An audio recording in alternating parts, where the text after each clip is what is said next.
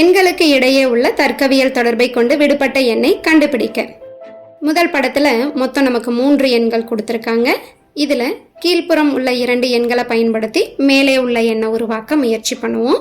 கீழே கொடுத்திருக்கிற எண் என்னன்னு பார்த்தீங்கன்னா 5, 2 சிறிய எண்களா இருக்கு. இதுல இருந்து 29 நம்ம உருவாக்கணும். ஸோ கொஞ்சம் பெரிய எண்ணை உருவாக்கணும் அப்படின்னா வர்க்கம், கணம் இது மாதிரியான எண்களை யோசிக்கலாம். அப்ப 5ஓட வர்க்கம் என்னன்னு பாருங்க.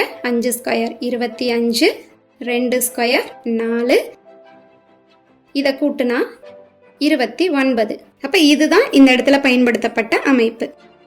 இதே அமைப்பை இரண்டாவது படத்துக்கும் பொருத்தி பார்க்கலாம்.